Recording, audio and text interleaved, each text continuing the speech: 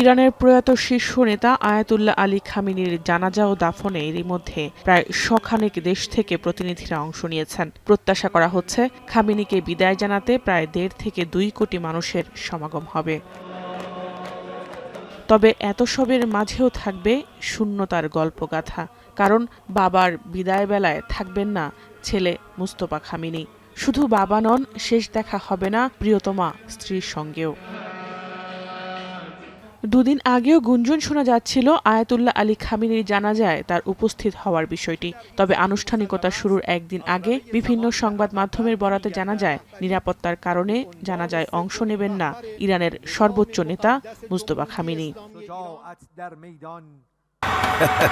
বিশ্বকাপ দেখুন বায়োস্কোপ প্লাসে, সব নেটওয়ার্কে, সব ডিভাইসে।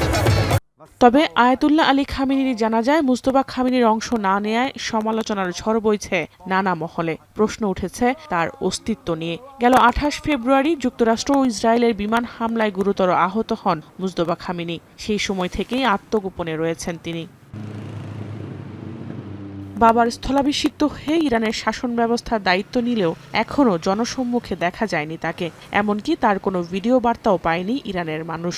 সকলের প্রত্যাশা ছিল অন্তত বাবার জানাজা উপলক্ষে সামনে আসবেন ইরানের নতুন শীর্ষ নেতা। তাই শঙ্কা দেখা দিয়েছে আদৌ মুস্তফা খামেনি বেঁচে আছেন কিনা।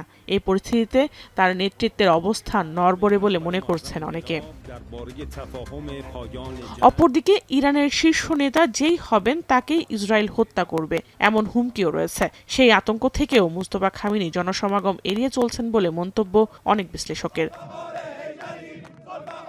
জাহানারা ভুঁইয়া, এখন বিশ্ব।